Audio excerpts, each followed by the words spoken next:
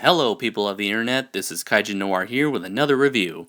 Today we take a look at a film that's actually a sequel to a 1967 film called Giant Space Monster Guilala, known in America as The X from Outer Space.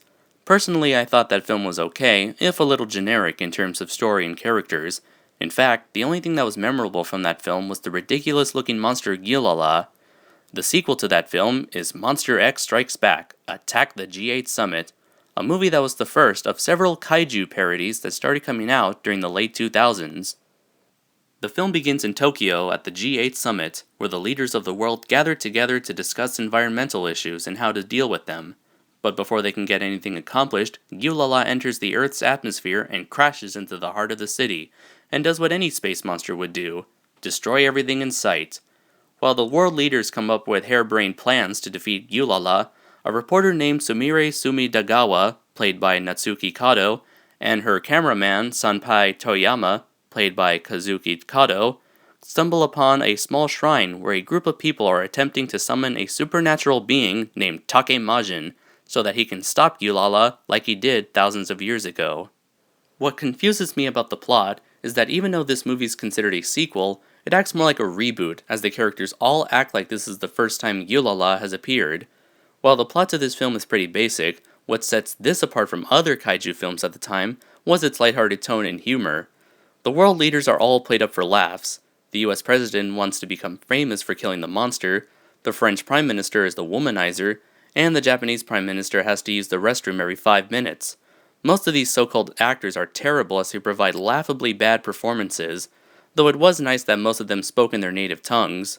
So either their bad acting was intentionally part of the humor, or these were the only people the filmmakers could find who could speak these languages. Strangely though, I felt that these actors actually had chemistry together on screen, and looked like they were having a lot of fun making the film. The president actually became my favorite character, as I always had a chuckle every time he was on screen. Sumire and Sanpei serve as the main protagonists, who, while much better actors, aren't as memorable as the world leaders. Still, they get the job done at being the characters that the audience can relate to. Suzumo Kurobe also shows up in this film as a military captain, even though he was only a supporting character who didn't do much. Still, it was nice to see him again. When it comes to the humor, it is okay at best. I only had a few chuckles here and there, particularly whenever a plan to defeat Guilala goes horribly wrong, as well as the interactions between the folks at the G8 Summit. The funniest moment in the movie for me has to be when a little kid sneaks into the G8 Summit and suggests calling the monster Guilala. While in every Japanese monster movie, this boy would become integral to the story, here they do the smart thing and kick him out of the building. It's sad to say that there are few moments like these that actually poke fun of the movie genre that this film is parodying. The giant monster action, like the humor, is only adequate at best, with nothing special to make it stand out. When I heard that a sequel to The X from Outer Space was being made, I was hoping that they would update Guilala's ludicrous design into something that was more intimidating, similar to what Dai did with Gamera in the 90s. Well, unfortunately, Guilala still looks like the same overstuffed turkey dinosaur thing, with a spaceship for a head and TV antennas, though I will admit I was impressed at how spot on the suit looked in comparison to its 1967 counterpart. Unfortunately, all of Guilala's city destruction scenes are all stock footage from the original film, which is probably why the Guilala suit looks exactly the same as it did before. Any original footage all takes place in an open landscape surrounded by hills, mountains, and occasionally some props. The new giant on the block, Majin, is a parody/homage to humanoid giants such as Daimajin and Ultraman. He is played by Beat Takeshi, a well-known filmmaker in Japan. I like his overall design, and I was imagining how his 8 arms could come into play when I first saw him.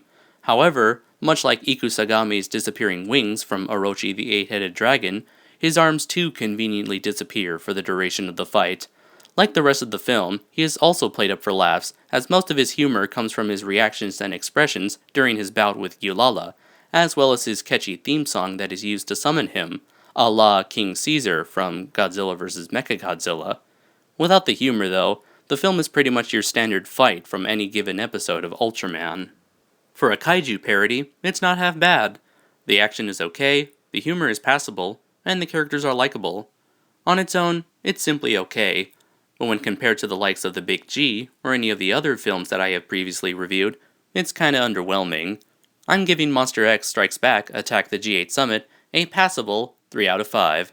If you're a fan of giant monster movies, or want to gather a group of friends and have a laugh, I'd say rent it or check it out on Netflix if you're curious. Until next time everybody, take care.